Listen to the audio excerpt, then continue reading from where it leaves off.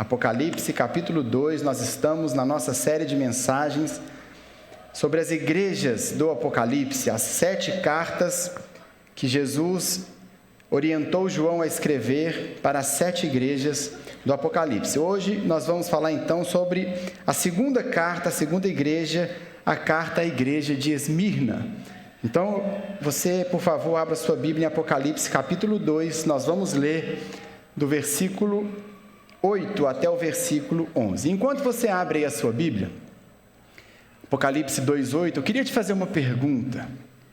É uma pergunta que vai nos conduzir nessa mensagem, que vai nos ajudar na nossa reflexão sobre esse texto. O que é um cristão bem-sucedido? O que é uma igreja bem-sucedida?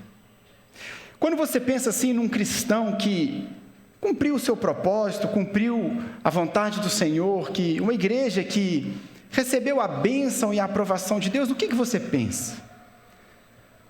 Será que uma igreja bem-sucedida é uma igreja enorme, muito rica, templos suntuosos, milhares e milhares de membros? Será que um cristão bem-sucedido, um cristão que deu certo, um cristão que agrada ao Senhor, é um cristão que prosperou, que enriqueceu? O que você pensa quando nós pensamos numa igreja, no povo de Deus, que deu certo, que agradou o Senhor? Sabe, irmãos, às vezes a gente tem uma ideia sobre o que é sucesso. Às vezes a gente tem uma ideia diferente daquilo que o Senhor vê. Muitas vezes o que para nós é sucesso, muitas vezes o que para nós é ter alcançado o propósito, é ter agradado o Senhor, às vezes não é exatamente o que o Senhor pensa. É isso que nós vamos ver aqui, na igreja em Esmirna. A igreja em Esmirna, meus irmãos, como eu vou mostrar para vocês daqui a pouco, não era uma igreja rica, pelo contrário, era uma igreja extremamente pobre. Não era uma igreja influente, não era uma igreja grande, não era uma igreja que atenderia aos nossos padrões de sucesso, de ter dado certo. Mas, por outro lado, apenas a igreja em Esmirna e a igreja em Éfeso, das 7 igrejas, são as 2 únicas que não receberam nenhuma repreensão do Senhor. Só elogios.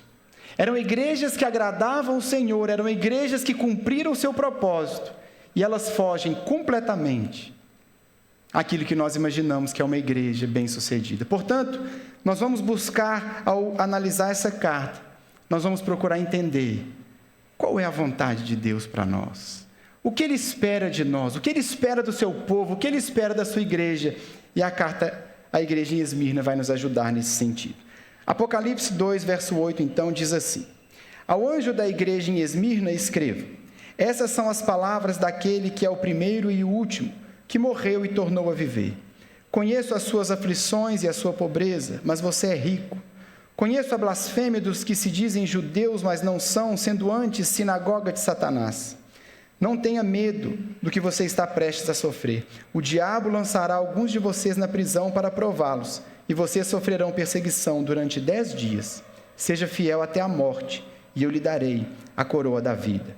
Aquele que tem ouvidos, ouça o que o Espírito diz às igrejas. O vencedor, de modo algum, sofrerá a segunda morte. Vamos orar? Senhor Jesus, nós estamos aqui diante da Tua palavra e pedimos que o Senhor nos conduza nessa manhã. Que enquanto nós meditamos aqui no texto, que o Teu Espírito Santo passeie em nosso meio, abrindo corações, tocando os corações, para que nós possamos entender essa mensagem e viver de acordo com ela. Seja conosco, conduza-nos, fala ao nosso coração, em nome de Jesus. Irmãos, antes de nós entendermos aqui a carta e passarmos pela carta, a gente precisa conversar um pouco sobre Esmirna. Esmirna é a única cidade das 7 que receberam essas cartas, a única cidade que ainda existe. É a cidade de Izmir, na Turquia. Hoje ela é chamada de Izmir, ela continua até hoje. Então, quando Jesus se dirige para aquela igreja, quando Jesus orienta João a escrever aquela carta, algumas características da cidade estavam muito claras nas palavras de Jesus, características que nós não conhecemos, porque nós estamos tão longe no tempo e também geograficamente daquela região. Para entender bem essa carta, nós precisamos conhecer um pouco a cidade de Esmirna. Irmãos, Jesus é impressionante sempre em suas palavras, tanto nos evangelhos quanto aqui. Cada palavra que Jesus usa tem um propósito. Cada forma como Jesus se apresenta, tudo aquilo que Jesus diz, tudo tem um sentido e um significado, que para as pessoas daquela época era muito natural, porque eles entendiam o contexto. Então eu vou passar rapidamente sobre a história de Esmirna. Coloca o mapa para mim, por favor, Luísa, só para você identificar onde fica essa cidade hoje. Ela fica lá na Turquia, no Mar Egeu. Eles vão abrir ali o Google Maps, para você identificar onde fica a cidade de Esmirna. Ainda hoje, ela existe, não é, como eu disse? Isso, bem aí. Se você colocar Esmirna na busca, ele acha. Vai aproximando aí, até aparecer, vai aparecer o nomezinho dela aí. Está ali, a cidade de Esmirna, ela fica bem ali no Mar Egeu, é o mesmo lugar, a mesma cidade, então, desde os tempos. Eu vou contando para você algo sobre a cidade, pode colocando aquelas fotos, assim, devagarzinho, para o pessoal ver, que eu trouxe algumas fotos para você conhecer essa cidade. O importante nós sabermos aqui, irmãos, da cidade de Esmirna é o seguinte: aquela era uma cidade muito incrível, era uma cidade muito importante naquela época. Essas fotos, naturalmente, fotos recentes, elas mostram, sempre foi um lugar muito bonito. E ela era uma das cidades mais importantes da Ásia Menor. Pensa numa cidade que era referência. Pensa numa cidade que as pessoas gostavam de ir, que as pessoas gostavam de participar. Os seus cidadãos eram orgulhosos de fazer parte daquela cidade, porque era de fato uma cidade incrível. Era uma cidade que naquela época contava com aproximadamente 250 mil habitantes, o que é muita coisa para aquela época. E essa cidade, ela tinha algumas características que a tornavam muito especial, a tornavam uma cidade única, uma cidade maravilhosa. A primeira característica de Esmirna, que a deixava assim como uma cidade diferente das outras, é que ela foi destruída no ano 600 a.C. Ela foi fundada no ano 1000 a.C., mas no ano 600 a cidade de Esmirna foi completamente destruída. Foi arruinada, não sobrou nada, transformaram aquela cidade em pó no ano 600. Mas no ano 290, um general de Alexandre o Grande, ele reconstrói a cidade de Esmirna. Aquela cidade então que havia morrido, aquela cidade que havia sido devastada, que acabou, essa cidade renasce. E os seus cidadãos eram muito orgulhosos de sua história. Nós fomos um dia uma cidade que morreu, mas Esmirna voltou a viver. Outra característica de Esmirna, que fazia dela uma cidade única, era a sua economia, era uma cidade extremamente rica. Ficava ali em Esmirna o principal porto da Ásia Menor. Então, naquela cidade havia muita riqueza, muitos negócios eram feitos. Era uma cidade que recebia muitos negociantes, muito comércio acontecia, então Esmirna era uma cidade muito rica. Mas algo que chamava a atenção mais do que a sua riqueza era a sua beleza. Você viu em algumas fotos atuais da cidade, até hoje uma cidade muito bonita. Mas diziam de Esmirna naquela época que Esmirna era a flor da Ásia. Diziam os seus habitantes e o povo ao redor dizia que Esmirna era a primeira da Ásia em beleza e em tamanho. A primeira da Ásia, uma cidade linda. Não apenas belezas naturais, aquela cidade possuía uma beleza natural que a gente consegue ver até hoje, mas ela possuía também plantações de mirra. Mirra, você sabe, uma das especiarias mais finas dos tempos bíblicos. A palavra mirra, de onde vem o nome Esmirna, significa cheiro suave. Dizem que o ambiente daquela cidade é agradável, a cidade é cheirosa. Uma cidade bela naturalmente. E que possuía também muitos templos, adoração a muitos deuses e edifícios tão bem construídos, que faziam dela uma cidade, a sua arquitetura, o seu projeto arquitetônico também maravilhoso.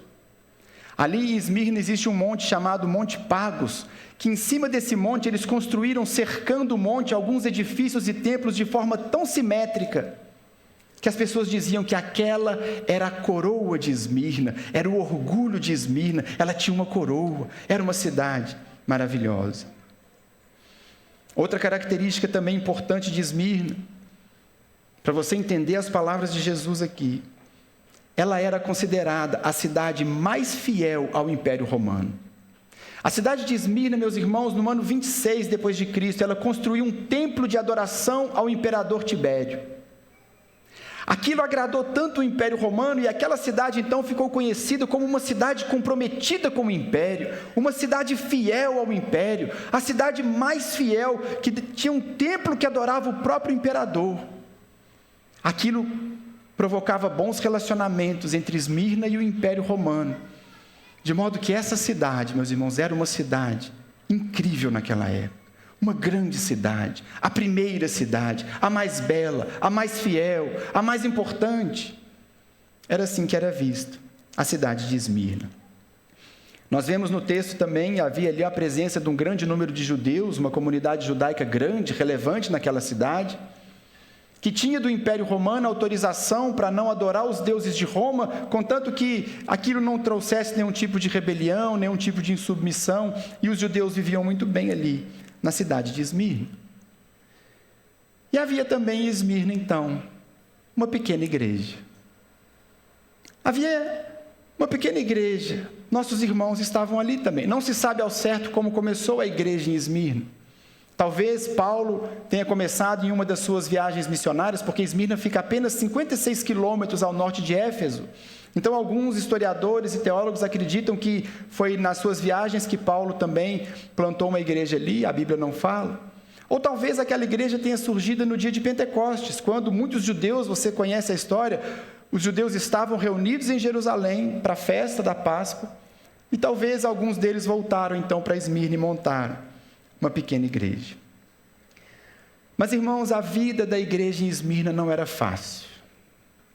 Você consegue imaginar ser igreja num ambiente desse? Um ambiente marcado pela adoração por vários deuses, um ambiente onde a cultura era totalmente devotada ao império, uma cultura tão diferente da nossa, tão diferente da cultura dos nossos irmãos, tão diferente da cultura bíblica. Naquela cidade, havia então esse povo que não prestava continência a César. Na cidade mais fiel ao imperador, aquele povo dizia: existe um Senhor que está acima de César. Naquela cidade tão cheia de deuses, de templos e de adoração, havia um povo que não apenas não adorava aqueles deuses, mas denunciava aqueles deuses como deuses falsos. A igreja, meus irmãos, em Esmirna, ela começa então a sofrer uma grande perseguição. Ela não era bem-vinda naquela cidade.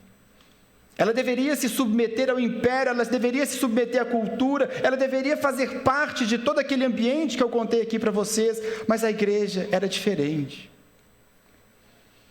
Portanto, eles começam a ser perseguidos.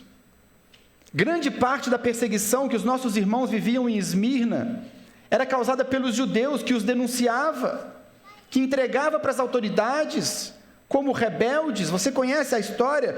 No Novo Testamento nós vemos lá em Atos 17, por exemplo, que em Tessalônica diziam dos cristãos: aqueles que têm transtornado o mundo chegaram até aqui. O mesmo sentimento havia com relação aos nossos irmãos em Esmirna. Estavam transtornando o império, estavam se rebelando contra o imperador. Aquilo não agradava o Império Romano. Então, meus irmãos, uma grave perseguição surge naquela cidade contra os nossos irmãos.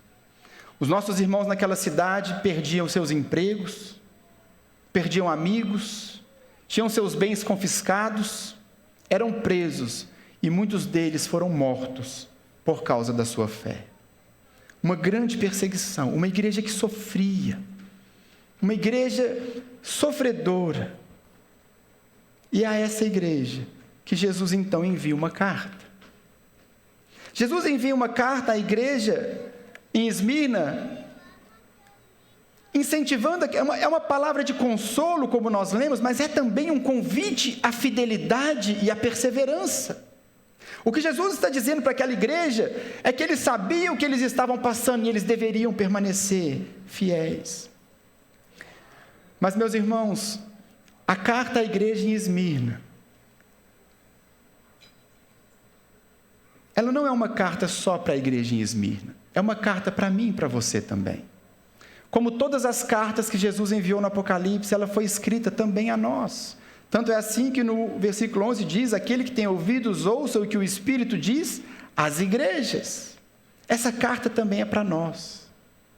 Porque, meus irmãos, existem muitas semelhanças entre nós e os nossos irmãos em Esmirna. Eu e você também vivemos hoje numa cultura totalmente diferente da cultura da palavra. Nós também vivemos hoje num mundo em que nós estamos na contramão do sistema, nós estamos na contramão dos princípios, na contramão dos valores do mundo. Assim como a igreja em Esmirna, nós também somos chamados à fidelidade à palavra no meio de um povo, no meio de uma cidade, no meio de um ambiente, de uma cultura completamente diferente da nossa. Aqueles irmãos em Esmirna, assim como nós, eles tinham duas opções. Ou eles iam ceder e se adaptar à cultura, se adaptar ao sistema, se adaptar ao império, ou eles iam permanecer fiéis. A mesma escolha que nós temos que fazer. A diferença, irmãos, é que naquela época, permanecer fiel significava perder seus bens, perder sua liberdade, provavelmente perder a vida, como tantos perderam naquela cidade, porque escolheram permanecer fiéis. O mesmo vale para nós. Mas é engraçado, irmãos, que quando a gente fala de perseguição, hoje no nosso contexto, às vezes parece algo estranho, não é verdade? Quando a gente fala assim, nós precisamos ser fiéis, senão nós vamos correndo risco de ser perseguidos. A perseguição hoje é uma coisa meio distante para nós. A perseguição hoje é algo que a gente não preocupa tanto. O povo de Deus na nossa nação não é perseguido. Aquele povo era. Mas sabe, irmãos, nós temos que nos perguntar, por que é que não há uma perseguição no nosso país? Por que é que não há uma perseguição contra o povo de Deus? Será que porque as duas coisas caminham bem? Será que o povo de Deus e as pessoas do mundo conseguem viver em harmonia no sistema? Nós conseguimos achar um ponto de equilíbrio que está tudo bem? Será que é por isso? Ou será, meus irmãos, que nós não temos sofrido perseguição no nosso país, porque não temos sido tão fiéis à palavra? Sabe, meus irmãos, a perseguição é algo que acontece naturalmente na história da igreja. A perseguição, ela vem porque não é possível haver paz entre luz e trevas. A perseguição, ela acontece porque o nosso estilo de vida é completamente diferente do estilo de vida do mundo.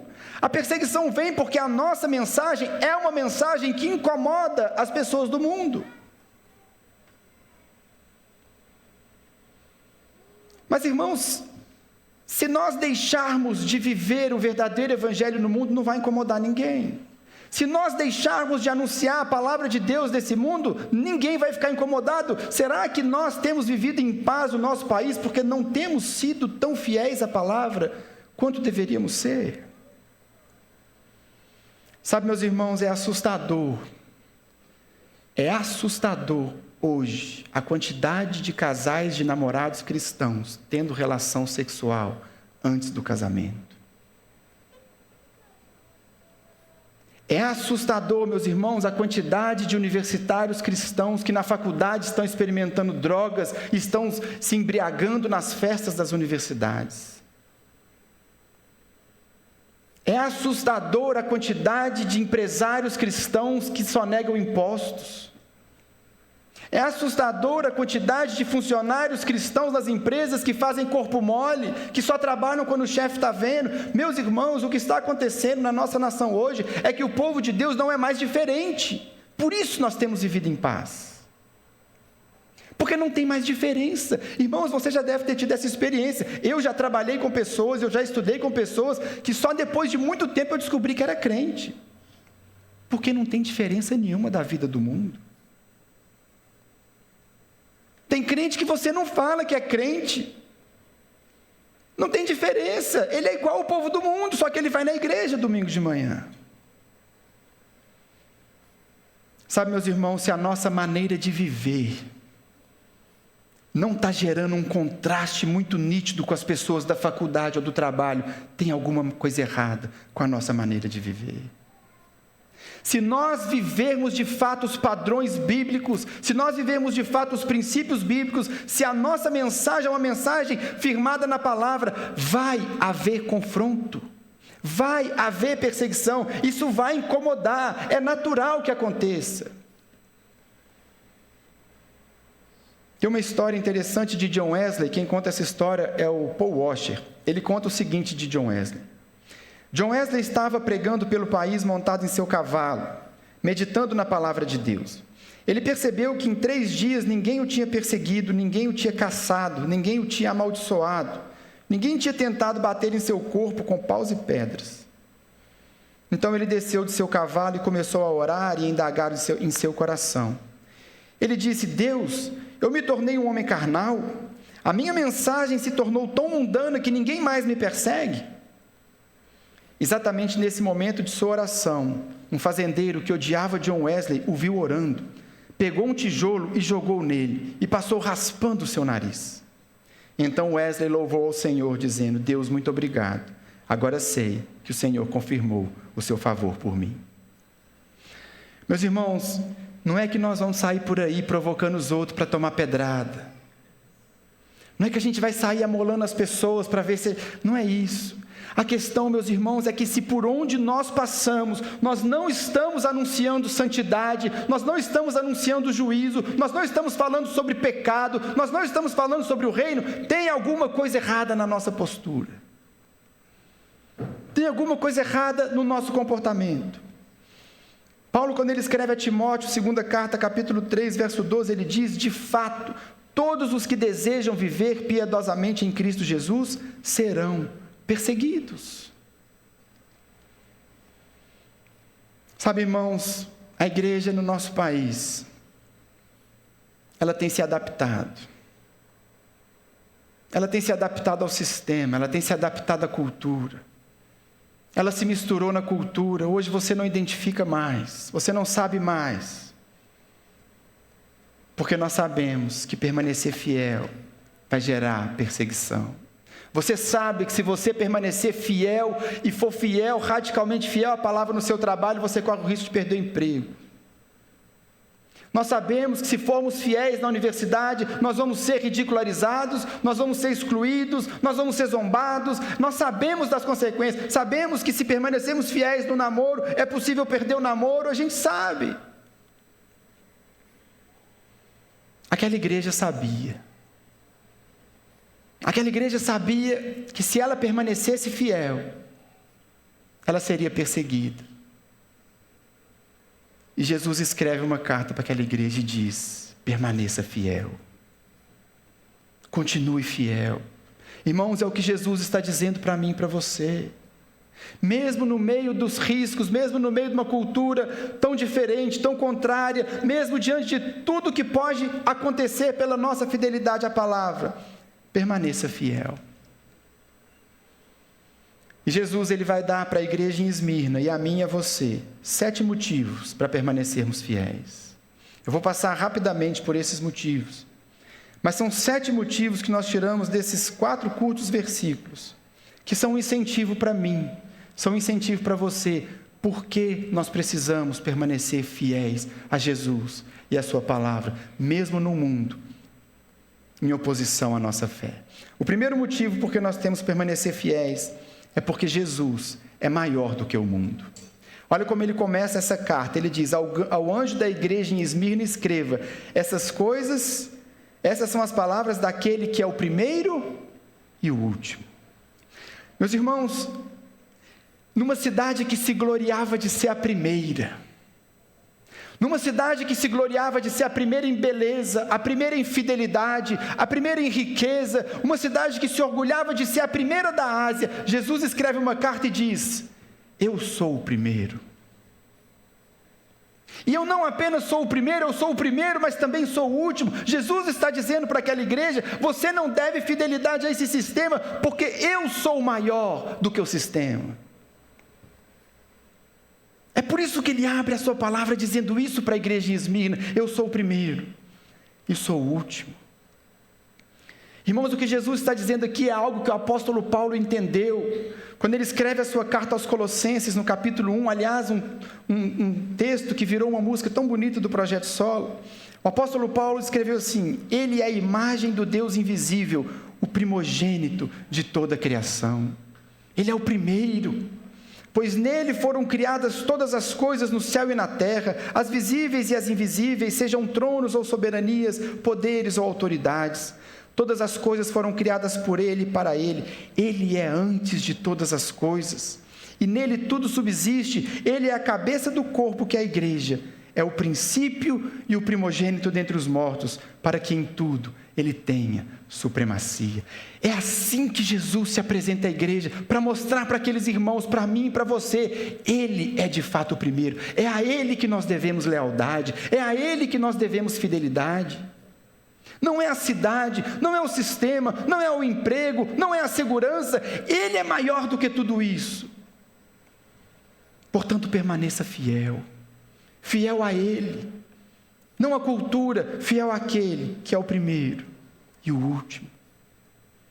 O segundo motivo porque Jesus nos incentiva a ser fiéis a ele é porque ele é Senhor sobre todas as coisas. Ele diz: essas são as palavras daquele que é o primeiro e o último, que morreu e tornou a viver. Meus irmãos, naquela cidade que havia morrido, naquela cidade que havia sido destruída, mas que se reergueu, Jesus está dizendo para eles: eu sei que você morreu e ressurgiu, mas isso é obra de mãos humanas. Eu sou aquele que morreu e agora eu vivo eternamente.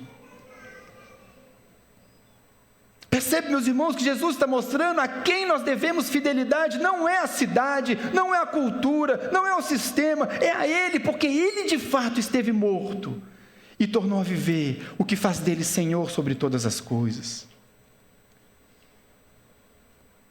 O Tim Keller, ele tem uma história que ele conta que uma vez ele estava conversando com um ateu lá na igreja dele. Um ateu foi visitá-lo e o ateu dizia assim para ele: eu não concordo com a ética cristã na questão da sexualidade. O ateu dizia para o Tim Keller: eu não concordo com a maneira que vocês veem o casamento entre homossexuais, a questão da ideologia de gênero, eu não concordo com isso que vocês falam. Aí o Tim Keller, com tanta sabedoria, ele diz que respondeu aquele homem assim: a sua opinião, ela não importa aqui. A única coisa que importa aqui é o seguinte: é saber se aquele homem que se dizia Deus, porque Jesus nunca negou, ele nunca escondeu, ele se apresentava como Deus. Se aquele homem que se apresentava como Deus morreu, mas ao terceiro dia ele ressuscitou, esse homem tem que ser obedecido, não importa o que você pensa, não importa a sua opinião. Se ele morreu e ressuscitou, ele é Deus, ele é Senhor, e ele tem que ser honrado, ele tem que ser obedecido. As nossas opiniões não importam mais, porque ele é Deus. Percebe, meus irmãos, é isso que Jesus está dizendo aqui: eu sou aquele que esteve morto, mas agora eu estou vivo. Ele é Senhor sobre todas as coisas. Nós não precisamos, irmãos, temer a perseguição, nós não precisamos temer o sistema, nós não precisamos nos impressionar com a cultura, nós precisamos permanecer fiéis, porque ele é o primeiro e o último, e ele é o Senhor sobre todas as coisas.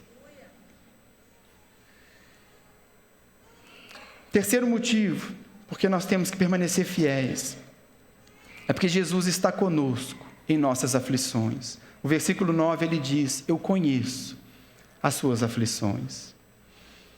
Irmãos, a pior parte de nós passarmos por luta, a pior parte de nós passarmos por perseguições, de nós sofrermos pelo Evangelho, de passarmos por qualquer tipo de luta, é a sensação de estar sozinhos. É a sensação de estar fazendo as coisas e não vai render nada, não vai adiantar nada, não vai mudar nada, ninguém vê. Jesus está dizendo assim para aquela igreja: eu sei o que você está passando, eu conheço as suas aflições. Meus irmãos, eu e você precisamos permanecer fiéis, e toda vez que você estiver passando por alguma luta, toda vez que você decidir ser fiel e isso trouxer algum comprometimento para você, você tem que se lembrar: Jesus está com você. Ele conhece, Ele sabe, Ele vê, Ele está sempre presente, nada acontece distante dos olhos dEle. Ele vê quando nós nos mantemos firmes na palavra, Ele vê como é difícil permanecer fiel lá no trabalho, Ele vê como é difícil se manter um crente de verdade na universidade, Ele vê. E aquela igreja que sofria tanto, tão oprimida, recebe então esse conforto. Eu conheço o que vocês estão passando. Eu sei o que vocês estão sofrendo. Sabe, meus irmãos, não importa o que você passe, não importa a luta que você esteja passando, o sofrimento que está vindo sobre você, permaneça fiel. Guarde a palavra. Jesus está te vendo, Ele sempre te vê. Mas hoje não precisa nem de perseguição para os crentes chutarem o balde, irmãos. O crente chuta a quina da mesa com o dedinho e já desce da cruz. Ele já chuta o balde, ele já perde a bênção. Qualquer coisa que aconteça, os irmãos já estão negociando seus valores. Leva uma fechada no trânsito, acabou. Crente é daqui a pouco, eu tenho que resolver com esse cara. Irmãos, eu e você precisamos entender, o nosso chamado é a fidelidade incondicional ao Senhor e à sua palavra. Não importa o que você passe, não importa o que você esteja vivendo, não importa a circunstância que você está, não importa a decisão que você tenha que tomar, o risco que você vai correr, permaneça fiel. Ele está conosco. Ele vê, nós podemos permanecer fiéis a Ele. Quarto lugar, o quarto motivo para permanecermos fiéis, é em Jesus, nós já temos tudo o que nós precisamos. Olha o que ele diz na sequência do verso 9. Ele diz então, conheço as suas aflições e a sua pobreza, mas você é rico. Irmãos, a palavra pobreza que é usada aqui no texto, não é uma palavra que diz só pobreza. É uma palavra que seria mais adequado dizer a sua miséria, uma extrema pobreza. Aqueles irmãos em Esmirna, eles perderam tudo, os bens eram confiscados, perdiam o emprego, eles não tinham nada, eles eram pobres de verdade. Mas Jesus está dizendo para eles, eu sei da sua pobreza, mas na verdade, você é rico. Ah, meus irmãos, às vezes a gente olha para a cultura, às vezes a gente olha para as coisas e acha que a gente precisa de tanta coisa, que o mundo nos ensina a desejar, que o mundo nos ensina a querer, que o mundo coloca em nós como se aquilo fosse uma necessidade. Mas Jesus está dizendo para a igreja, você já tem tudo que você precisa. Meus irmãos, que outro povo na face da terra tem aquilo que nós temos? Que outro povo na face da terra tem o Espírito Santo habitando no seu coração? Que outro povo na terra tem a paz no seu interior, de saber que foi salvo, que há uma herança que o aguarda, há um reino que o aguarda? Que outro povo na terra caminha na certeza de saber que ele foi reconciliado com Deus? Que outro povo na terra tem uma comunidade como essa que nós temos, de irmãos que caminham juntos, que se ajudam, que se apoiam, que se amam, que cuidam uns dos outros? Quem tem as riquezas que nós temos, meus irmãos? Aquele povo rejeitado, maltratado pelo mundo, experimentava as riquezas eternas da graça de Deus. Ricos, é isso que nós somos. Nós já temos, meus irmãos, tudo que nós precisamos. A palavra diz, nós não precisamos nos preocupar com o que comer, com o que vestir. O Senhor cuida de nós. A palavra diz que o Senhor é o nosso pastor, portanto nada nos faltará. Eu e você precisamos, meus irmãos, entender isso. Eu não preciso negociar meus valores para manter o meu emprego, não. Eu já tenho tudo que eu preciso, Ele cuida de mim. Não, eu preciso ceder os meus princípios, não, eu perco minha namorada. Não, você já tem tudo que você precisa. Meus irmãos, toda vez que parecer ao seu coração que se você permanecer fiel, você vai perder algo, lembre-se, você é rico. você não vai perder. E a riqueza que você tem, ninguém nunca poderá tirar de você. Em Jesus nós temos tudo que nós precisamos. Quinto lugar, o quinto motivo para nós permanecermos fiéis é que todo sofrimento é usado por Deus para o nosso bem. Por que você tem que permanecer fiel no sofrimento? Por que você tem que permanecer fiel na aflição? Por que você tem que permanecer fiel, independente de qualquer outra coisa? Porque se algo ruim vier sobre você, se algo ruim acontecer com você, Deus vai usar aquilo para o seu próprio bem. Olha que interessante aqui como que Jesus está falando isso para a igreja. No final do verso 9 ele diz: eu conheço a blasfêmia dos que se dizem judeus, mas não são, sendo antes sinagoga de Satanás. Irmãos, entenda isso aqui. Jesus está dizendo: eu sei que o diabo se levantou contra você porque você resolveu ser fiel.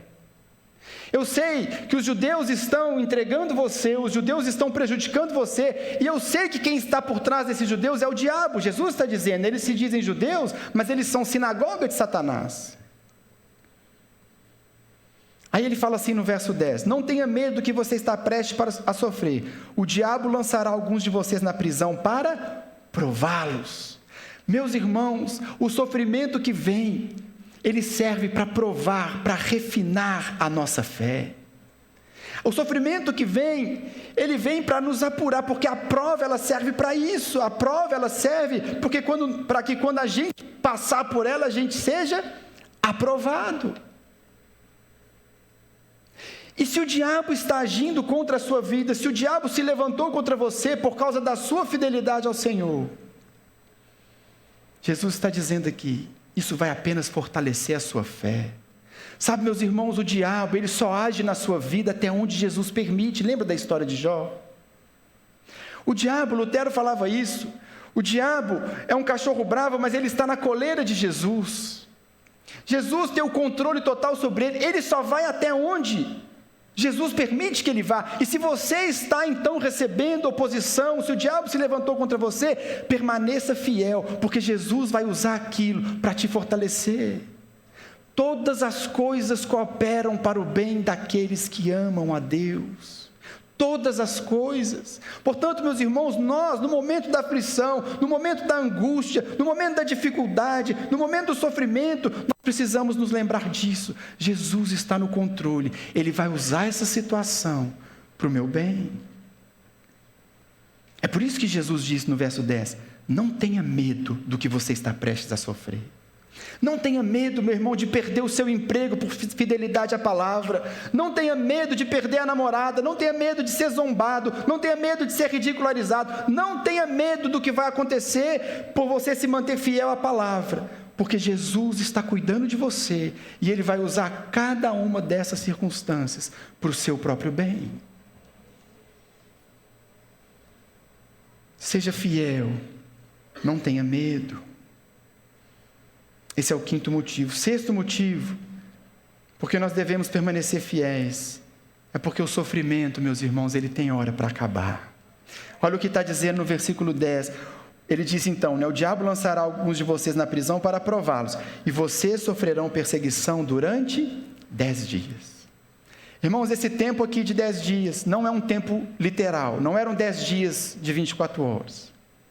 Mas o que Jesus está dizendo para a igreja ali, para mim e para você, é que o sofrimento, ele vai acabar.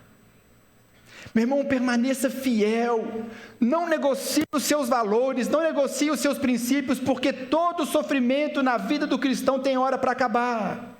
O crente é o único, o cristão é o único na face da terra. O povo de Deus é o único povo que pode ter essa certeza no coração, vai passar, vai terminar, meus irmãos. O sofrimento vai acabar.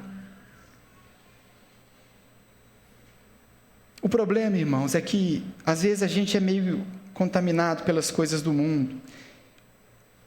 E a gente quer um resultado só aqui e agora.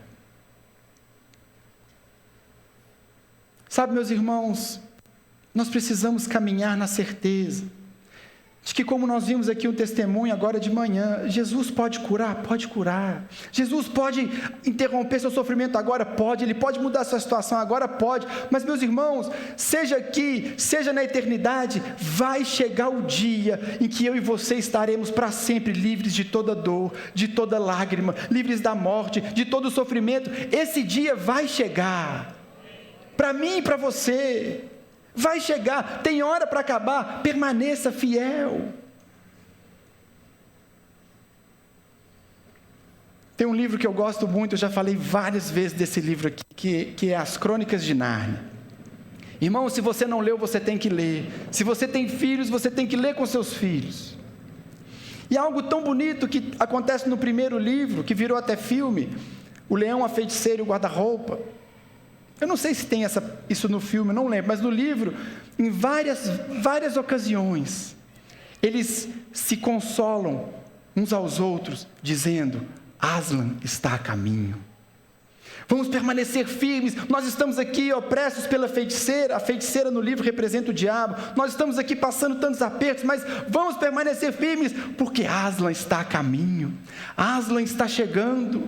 Sabe, meus irmãos, nós precisamos criar essa cultura no nosso meio também.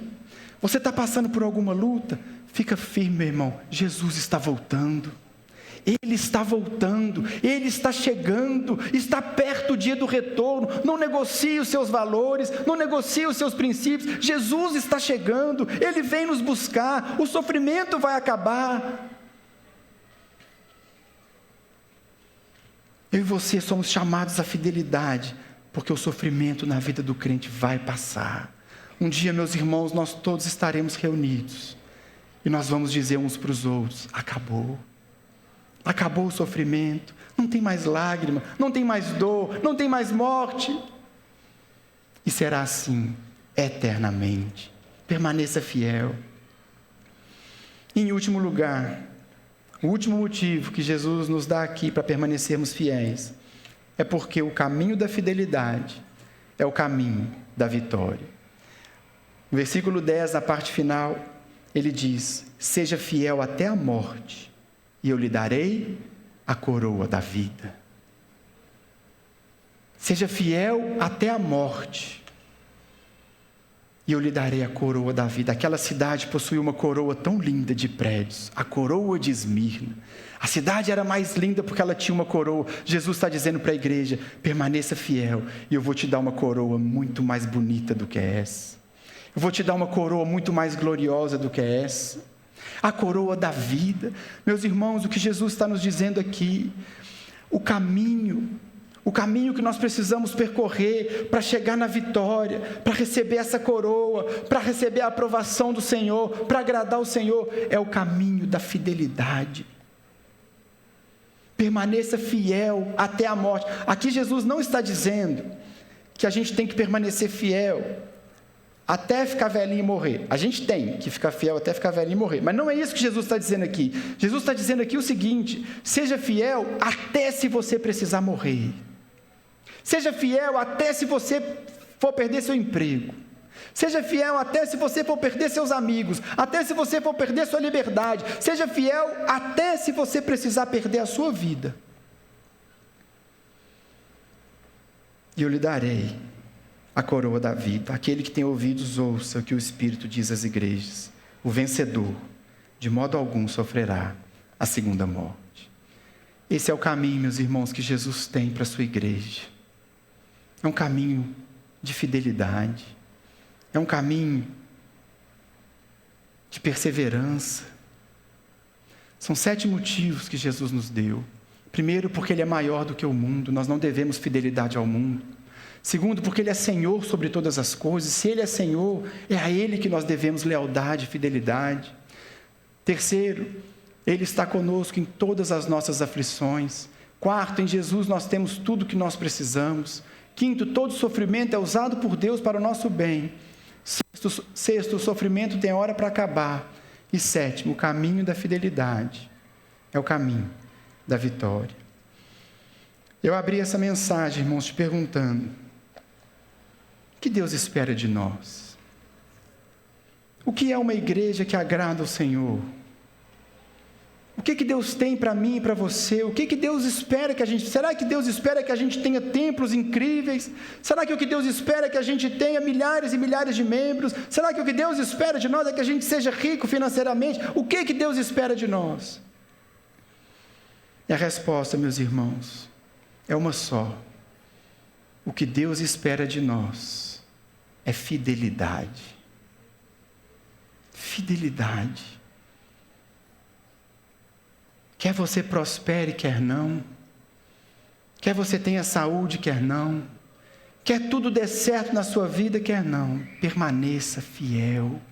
Não negocie os seus princípios. 1 Coríntios capítulo 4, versículo 1. Coloca para mim, por favor, nós vamos ler juntos esse versículo. 1 Coríntios capítulo 4, versículo 1 e 2. Vamos ler juntos? Portanto, todos devem nos considerar servos de Cristo e administradores dos mistérios de Deus. Verso 2. O que se requer desses administradores é que sejam fiéis. Incondicionalmente fiéis. Radicalmente fiéis. Esse é o caminho do Senhor para a igreja em Esmirna, para mim e para você também. E nessa manhã, nós teremos o privilégio de participar da ceia. A ceia fala de aliança. A ceia fala de um compromisso inquebrável entre Deus e o seu povo. Que nessa manhã, quando você participar da ceia, você reafirme com o Senhor o seu compromisso de ser fiel até a morte. Enquanto você recebe aí os elementos, eu vou encerrar te contando a história do homem chamado Policarpo. É curioso, irmãos, que Jesus começa o texto dizendo assim: ao anjo da igreja escreva. O anjo da igreja não é o ser celestial da igreja. O anjo da igreja é o pastor da igreja. Jesus está dizendo ao pastor da igreja em Esmirna: escreva essa carta. Por quê? Porque a palavra anjo aqui também é a palavra mensageiro. Então, aquele que é o mensageiro de Esmirna, escreva essa carta para que ele conte essa carta à igreja. Ao anjo, ao pastor, ao mensageiro da igreja de Esmirna. Escreva sobre fidelidade. Nós sabemos quem era o anjo da igreja em Esmirna. O nome dele era Policarpo. Policarpo era discípulo de João. E Policarpo cumpriu com a sua vida tudo isso que nós acabamos de ver. No ano 155, depois de Cristo, o pastor da igreja foi preso, já um senhor de 86 anos, condenado a ser queimado na fogueira. O procônsul ficou com pena dele e diz assim: o procônsul teve pena de Policarpo e exortou a renegar sua fé. Tudo que precisava fazer era dizer: César é o Senhor, e oferecer um pouco de incenso à estátua de César, e assim ele viveria. A resposta firme de Policarpo foi: 86 anos eu servi a Cristo, e Ele nunca me fez mal. Como posso blasfemar contra o meu rei que me salvou? Acenderam a fogueira. Policarpo foi queimado vivo. Fiel até a morte. Hoje ele tem a coroa da vida. Que seja assim, meu irmão, comigo e com você também. E que a ceia confirme isso no nosso coração. Como eu disse, a ceia é essa aliança. Aliança entre Deus e o seu povo. E o que Ele espera de nós é uma coisa só: fidelidade.